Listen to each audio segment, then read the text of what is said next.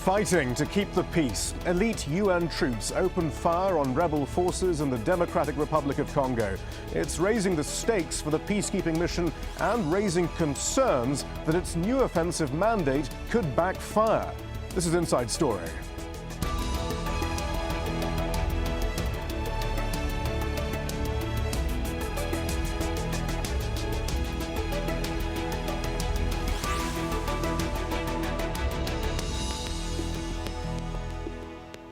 Hello and welcome to the programme. I'm Shihab Ratansi. UN peacekeepers are taking a more combative role as fighting escalates in the Democratic Republic of Congo. An elite intervention brigade, given a robust mandate to take on armed groups, has been drawn into the fight, changing the dynamic of the conflict in the DRC's troubled east and raising questions about the UN's aggressive new military mandate. Renewed fighting has broken out around Goma, the capital of North Kivu province, close to the border with Rwanda. Malcolm Webb has more for Inside Story from Goma. There's been a lot of heavy fighting just outside Goma over the last week, and scores of civilians have been caught up in it. In this hospital, it's inundated with civilian casualties. Mwumbi here has got shrapnel in her leg. This kind of wound is very common because both sides have been firing rockets and artillery at each other. And this boy here is called Daniel. He's just 4 years old. When a rocket landed on his house, he lost his hearing. A lot of the people that we've spoken to say they don't even know which side the rockets are coming from.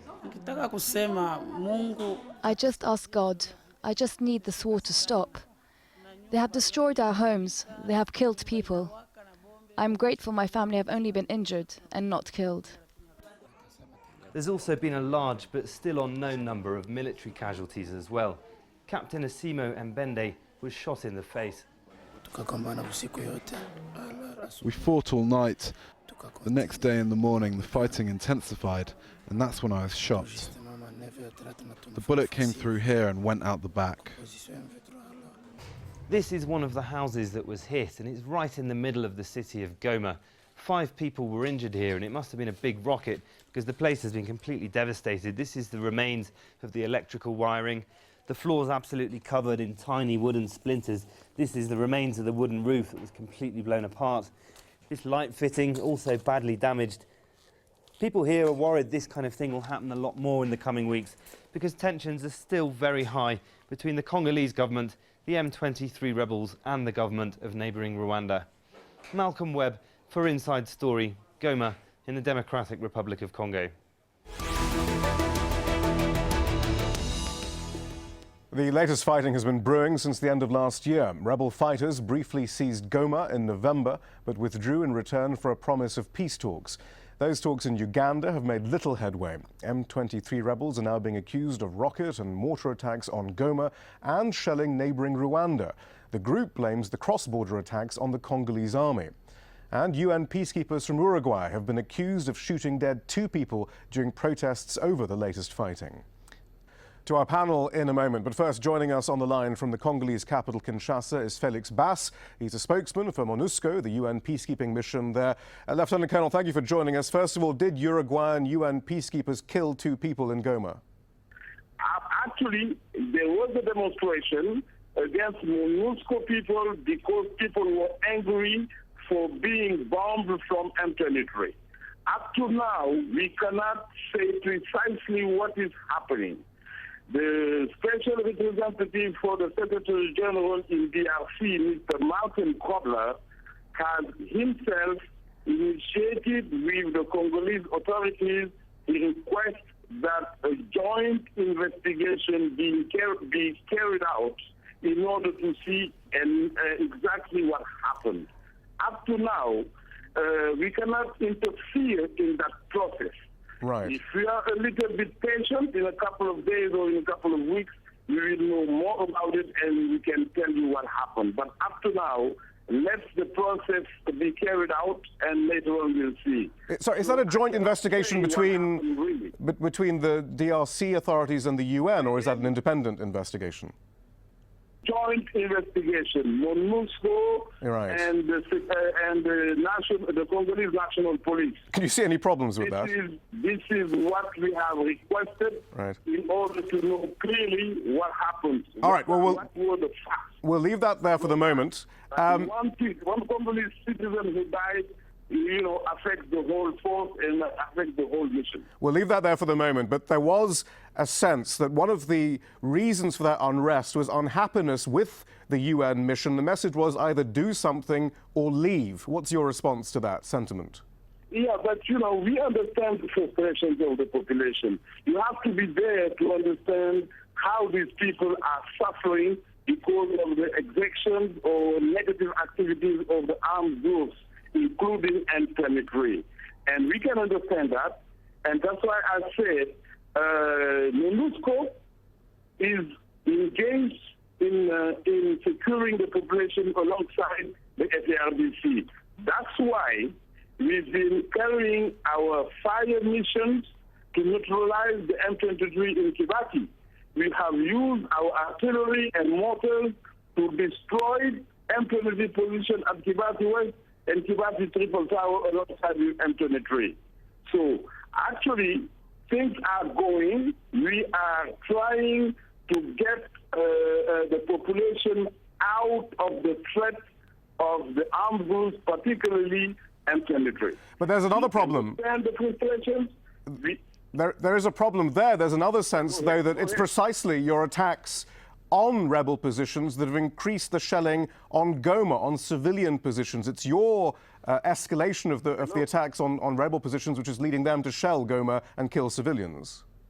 Come on, how can UN can escalate the violence with the rebels? The UN is there to protect the civilians. I respect another point of view, but it doesn't mean that that view is the best one. Tell us. The UN is engaged alongside the FARDC to protect the civilians. Let's make it clear, Papa. Tell us more about the military operations there. How do you coordinate with the Congolese military? What is the chain of command? No, we have a separate chain of command. MONUSCO has its own chain of command. The Congolese has its own chain of command. But we are coordinating all our activities, fighting side by side. We are providing all logistical, all fire, artillery fire to the Congolese army. We are fighting with the Congolese army.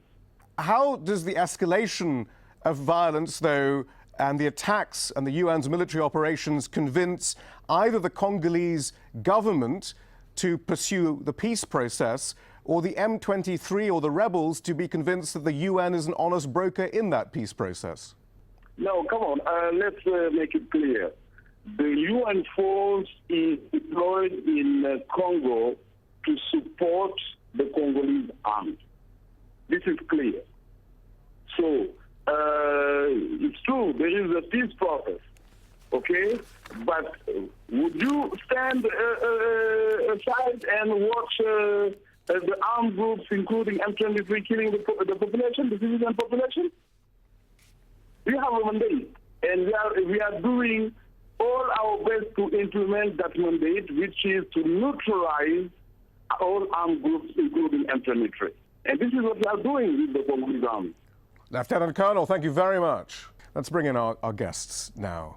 Kambale Musavuli is spokesman for Friends of the Congo, a group pressing for peaceful and lasting change in the DRC. He's currently attending a charity event for the DRC in Las Vegas. And joining us from Nairobi, Marc-Andre Lagrange, senior analyst for Central Africa at the International Crisis Group. Clearly, Marc-Andre Lagrange, it's a really complicated situation. Lieutenant Colonel Felix Bass is correct. We can't stand by and watch people being killed by rebels, but there are many contradictions about the UN force, its role in this conflict that do have to be answered, don't they? Hello, thank you very much. First of all, I am very pleased to hear Colonel Bass saying that he's here in Congo to defend civilians, because 1 year ago it was the same, saying that he was not here to defend location but to defend civilians, where civilians were attacked by armed groups. So this showed that it's not just a change in the UN speech. The last involvement of MONUSCO and especially the International Brigade demonstrate that there is a will from the MONUSCO to show that they are capable to do something to protect the people of Congo. And that's what they failed during the last leadership. And now we've seen that new leadership coming with Mr. Kobler, and they try to enforce that mandate like people understand it, meaning that protecting the people, protection of civilians is not just watching civilians being killed and making a report. That said, yes, the situation in Goma is very, very complex because you have a combination of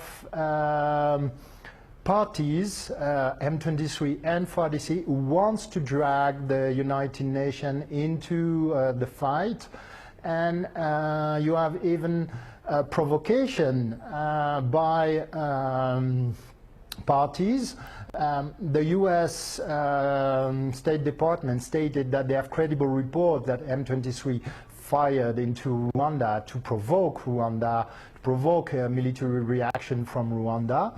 The shelling in Goma, there are several reports from the Congolese authorities saying that they were fired from Rwanda. So we have a very complex situation where people want to drag the United Nations into a military solution and a military confrontation, which would expand, and there is a real risk of regional war if this military option prevails. And that's why it's very important to keep on the discussion at Kampala between the government and the rebels. Right, but we've been getting some very strong reaction on Facebook to the offensive mandate of this particular UN reaction force. Henry Carmichael says, I think it's time to start giving the UN teeth. It's time to create a global fighting force with the resources and abilities to bring peace. Sadikur Rahman disagrees, though, saying armed force always hampers peace talks. Amaru Ogwang Ezekiel tells us the UN has no role to play in Africa. Leave it to the AU, that's the African Union. And Martha McLachlan simply states UN mercenaries. Kambale Musavuli, I mean, that is part of the point, though. There is, again, no one wants to see civilians being killed without any sort of defense. But there is that danger that the UN ends up escalating the conflict if they're not careful. And indeed, there are other parties within the process here, within the conflict, who wants to push the UN to escalate the process through false flag operations or attacking Rwanda or so forth. Yes, but it depends on how you look at the situation. The violence has escalated for the past year, is how you look at it. Even before the shelling of Goma, civilians in areas controlled by M23 have been terrorized. The real tragedy here is that we have a population that's being indiscriminately bombed, and there is no accountability for the deaths. It's almost as Congolese lives have no value. There are things that can be done to actually do this. We can discuss about M23 and the complexity of the militia groups there. What is clear is that we know who supports the M23. We know that it's supported by Congo's neighbor Rwanda, and there are things being done that needs to be done that's not being done right now. Yeah, but a member of the Security Council, Rwanda is not being held accountable for the situation. By putting pressure on this country, we can have lasting peace in the region.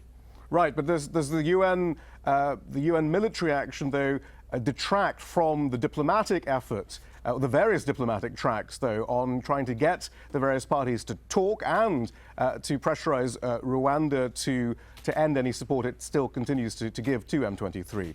Kambale. Indeed, but you frame the discussion in the context of M23. Congo cannot discuss with the M23 because that's not who we are fighting. Congo is not fighting the M23. We have a proxy rebel force supported by Congo's neighbors. But discussing with the M23, we are just continuing what has been going on for 17 years. We have proxy militias supported by outside forces, but solutions is we are going to be putting Bertrand Bisimwa or Sultani Makenga at the table and not dealing with the continued support, because when they are removed, tomorrow we're going to have another rebel, a rebel leader, and we haven't dealt with the problem of that continuous support. That's really where the problem lies, right. That we can continue to have this discussion if we don't put pressure on Congo's neighbors to stop supporting destabilization, and we have Congo's neighbors at the table to discuss it. we're not going to come to a peaceful solution. Well, exactly, but then that is then that question, though, as to whether then this UN intervention force is designed to focus all the efforts on M23 and not so much on the regional issues. And in fact, let's just give you some background on M23. It's the largest rebel group in the Democratic Republic of Congo. It takes its name from an agreement on March 23rd, 2009, which integrated it into the DRC's national army. But in April of last year, M23 members deserted, complaining of discrimination and poor treatment. The movement is estimated to number some 2,000 fighters, and in November it dealt a serious blow to the credibility of what is the world's largest peacekeeping force when it marched past UN soldiers to seize Goma. That seems unlikely to happen again. The new UN intervention brigade, set up last month, is authorized to carry out what are described as targeted offensive operations. In short, they can fire first.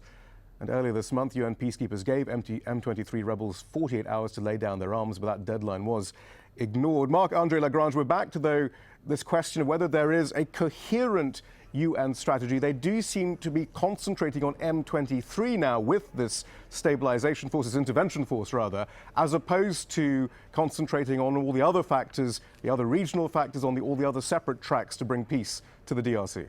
Well, the United Nations are concentrating on M23 because there is a need for them to demonstrate to the population of Goma that they will not fade them again. And in November 2012, the United Nations said that they would defend Goma against any forces against the M23, and they've proven to have not been capable to do that. So now they have to prove to Congolese population, especially in Goma, that they do care about them and they are capable to protect them from M23 and capable to protect them from any armed group, the M23 being the strongest one and the more well-known and the more famous. Right. There are other areas like in Pinga where there is a desperate need of a reaction from the United Nations toward the human rights abuse by the Mai Mai Cheka. But also in Masisi, you need to prevent escalation between ethnic groups, between the Hunde, the Hutu, the Nyanga. In Walikale territory is the same. There is a very complex situation where the crisis of the M23 has raised again the ethnic and the land conflicts that are linked to the ethnic problematic in North Kivu. And United Nations are now concentrating on M23 because they are the biggest threat, because they are the one who twice since July initiated military operations to demonstrate their strength to threat the international brigade. And this is the reason why, at the moment, the United Nations are taking care of the M23. Now, I believe that, as Colonel Bass said, the MONUSCO is fully aware of its mandate, and they have to protect all civilians against all armed groups. And the international brigade is mandated to fight not only the M23, but also the FDLR, also the ADF, also the FNL. ADF are Ugandan groups, FNL Burundian armed group. What about the militias who are allied to the Congolese government who are terrorizing civilians? Or what about the military, the Congolese military itself, which is accused of terrible human rights abuses? What happens to the mandate then? Well, Congolese military are conducting security sector reform, and the Congolese government is conducting a security sector reform, which needs to include the question of justice and impunity among the 4DC. And not just the chain of command and the logistical chains for the battle. I think this is a beginning. The DRC government agreed that they had to conduct this reform in Addis Ababa in February 24th this year, which is a first step, a big step, because up to now the DRC government was quite reluctant to admit this. now we have to watch carefully what are the efforts the government will do, what efforts the government will do, and if it will implement what is said. This is just the beginning. Right. So okay. We need to give time to time. Kambale Musavade, I suppose what I'm trying to get at, though, is there a coherent strategy? We've had so many different initiatives over the past few years. There is some relief, clearly, that the UN is finally at least attempting to protect civilians and go after those who may be targeting civilians. But how does this connect to all the other complex issues which Marc-Andre touched on there, the local issues, the regional issues? Are you convinced that they are seizing upon those issues, which by now there's no excuse for not actually understanding the complexity of some of these and perhaps trying to learn the mistakes of previous initiatives? Is that going on as well? Well, just listen to the conversation, and I have to continue to insist on this. We are speaking about symptomatic problems that have a larger context to be looked at. The strategy that the UN and the international community has failed to implement is holding perpetrators of the violence accountable. Without justice, there cannot be peace. As long as we continue to do that, we will not solve the problem in the Congo. It's really simple. The conflict in the Congo is caused by two things: the two invasions of Congo's neighbors, Rwanda and Uganda, and the continued support of proxy rebel militias there. When we do not look at this, we are going to be speaking about the Mai-Mais, the local issues, the FNL and others. But if we don't put pressure, Tanzania president gave us a path to peace. So here's how we frame it. We believe for peace to be in the region, there needs to be the accountability, holding Rwanda and Uganda accountable. Second, there needs to be inter-Rwanda dialogue that will bring Rwandans together, the Hutus, Tutsis, the civil society of the country, and those who are still living in the Congo and some of the militia groups from Rwanda back there. In Uganda, the same thing needs to happen. There needs to be the opening up of the political space in Uganda. And in the terms of the Congo, that goes to the question you ask about how do we deal with the Congolese armed forces who are committing crimes against the civilians. We know that the Congolese government does not have the legitimacy of the people because of the fragile elections in 2011.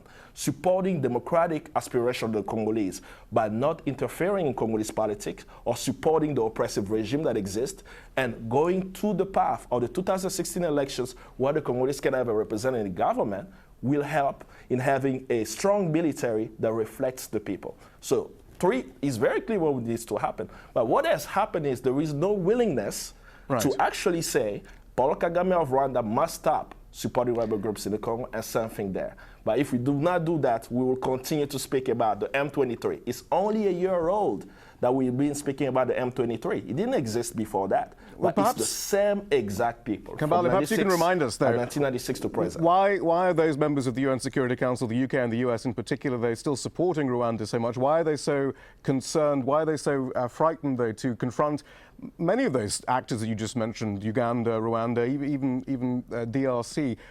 Why aren't they pushing for that accountability? Yes, but the Rwanda and Uganda are U.S. allies on the war on terror. You have Ugandan soldiers in Iraq, in Afghanistan.